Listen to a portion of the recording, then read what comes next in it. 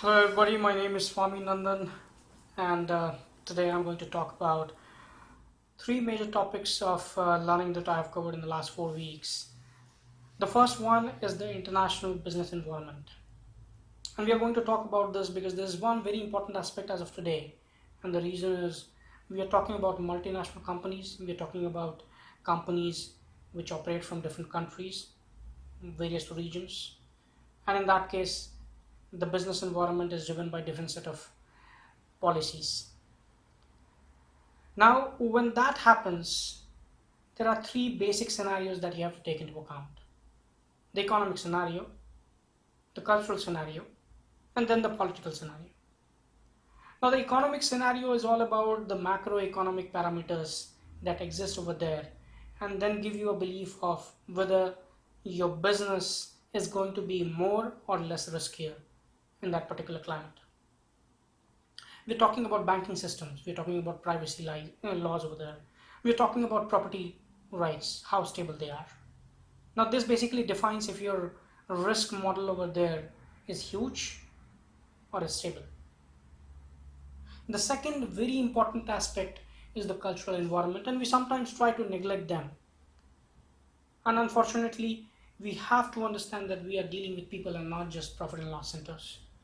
So, it's very important to understand what is the cultural behavior of the people in a particular country before you deploy an expatriate manager from the home country to the host country. Now, this particular person who starts moving to a different country has to understand the traits of international human resource management.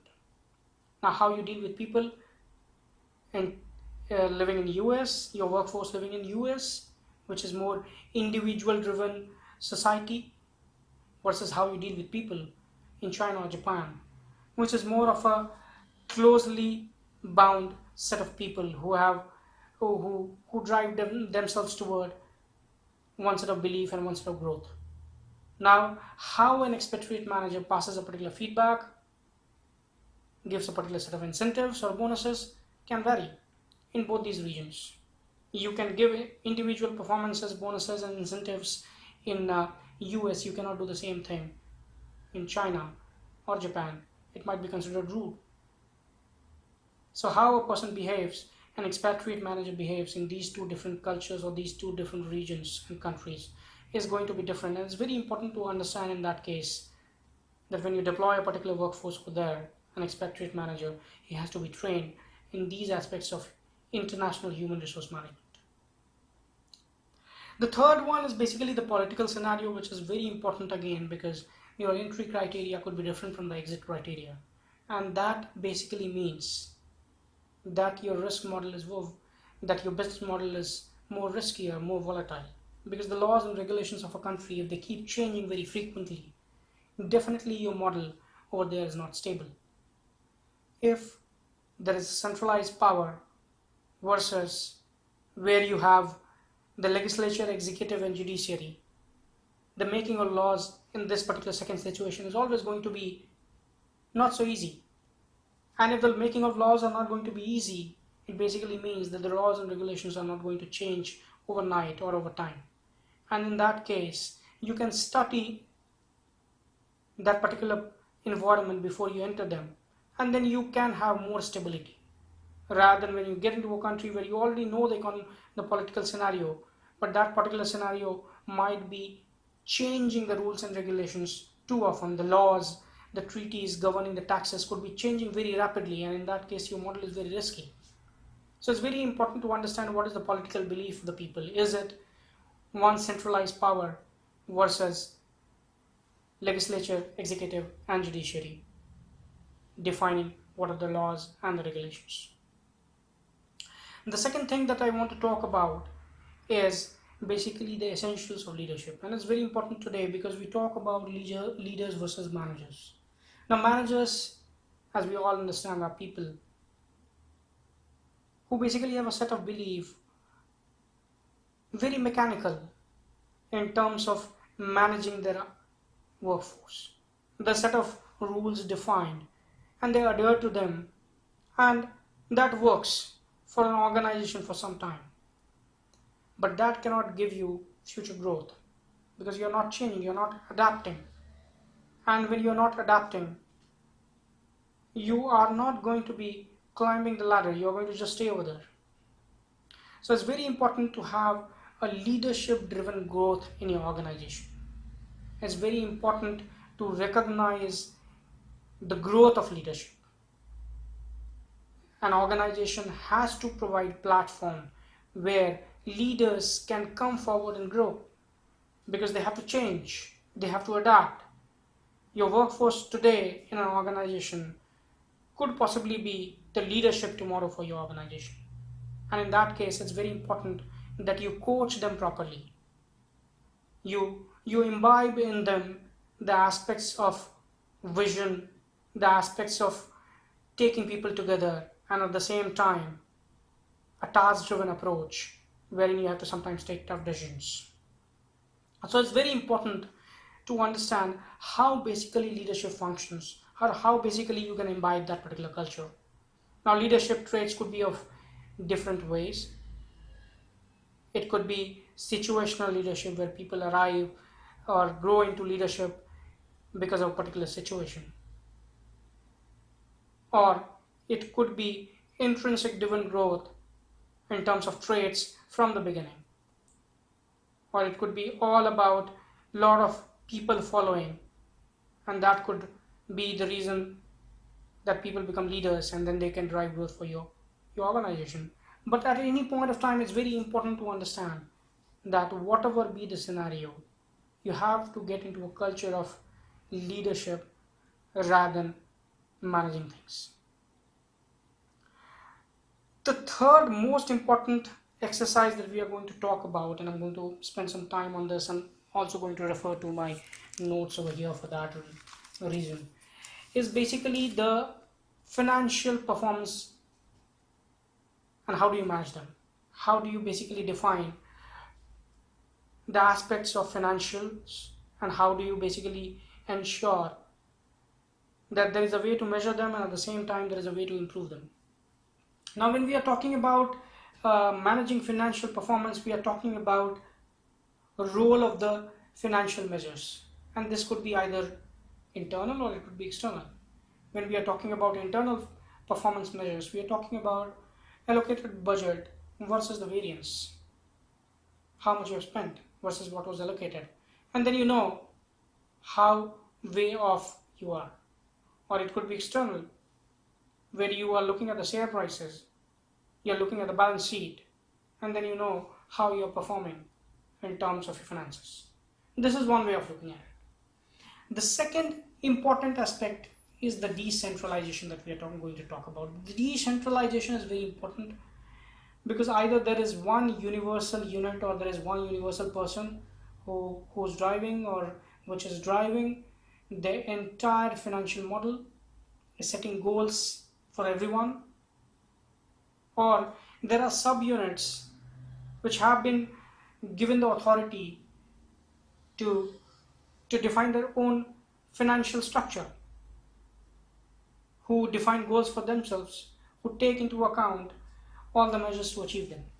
And when we are talking about decentralization, we are talking about different subunits. One of the basic challenges that comes over there is the transfer pricing. Now, when we go over, before we go over there and understand what are the challenges of transfer pricing, what exactly is transfer pricing? Now, when we are talking about subunits existing in a particular organization, one of the subunits could be a buyer or seller for the second subunit. Now, in that case, what would be the cost for a particular subunit becomes very important. It becomes very important to understand what would drive the cost for a particular subunit, because a particular subunit could be driven by an approach where they want to make the maximum out of the cost or profit by going external, rather than trying to use the goods or services within their own organization. Now, let's say there is a good or service being produced by one of the subunits and is being consumed by another. Now, this particular producer subunit may either want to go into the market directly and sell it out because it gets a better profit or cost over there. Similarly, a particular subunit, which is a consumer, may want to go to the external market because the prices offered in the external market could be cheaper, could be lesser compared to the subunit within its own organization. And in that case, it becomes very important to understand how exactly do you set the prices, the cost within this kind of a situation. And when something like this comes into picture, we start talking about measurements, how to arrive at this particular cost. Now, one of the key aspects of this is the DuPont approach to financial control. Now, the DuPont aspect of financial control takes into account two important aspects. One is the productivity, and the second one is your efficiency.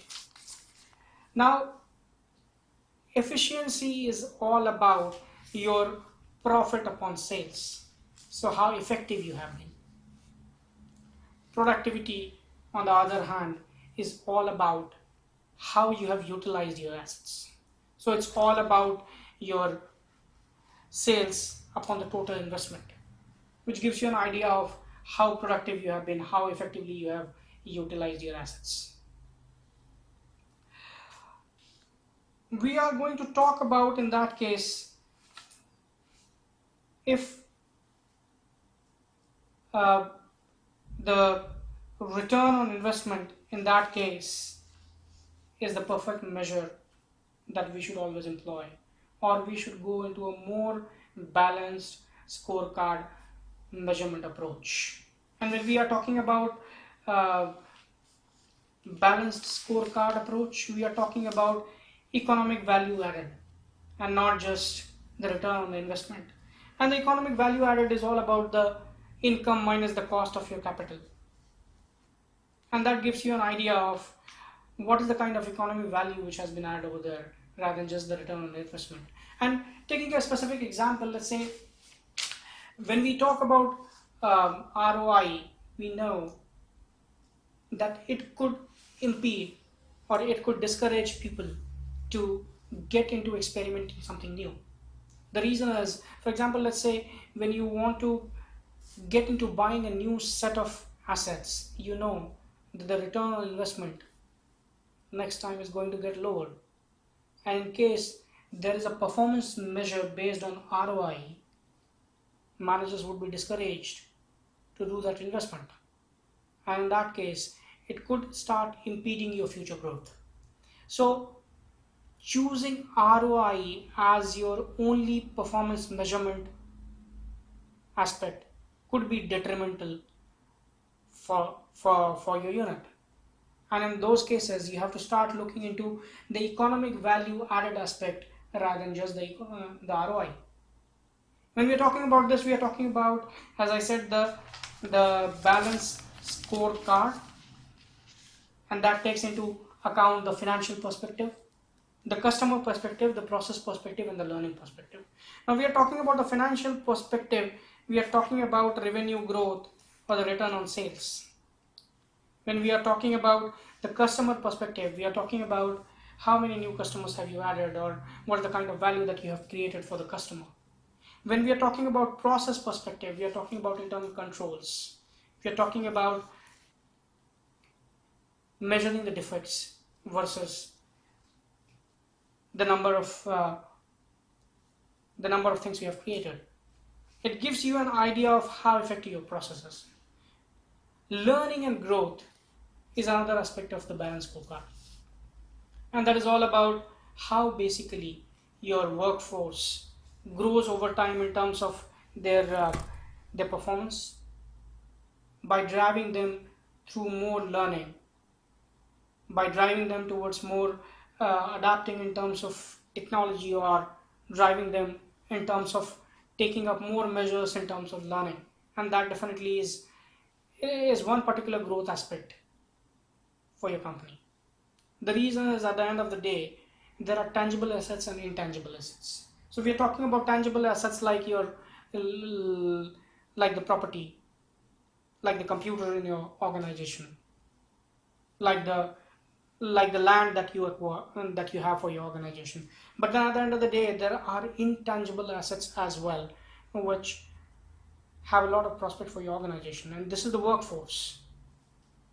Now, how effective your workforce is, how experienced, how learned it is, how much it is getting an opportunity to learn new set of things is going to determine what is going to be your growth. And it's very important to take them into account when you talk about performance, financial performance measures, because unless you take them into account while appraising people, they are not going to invest in them.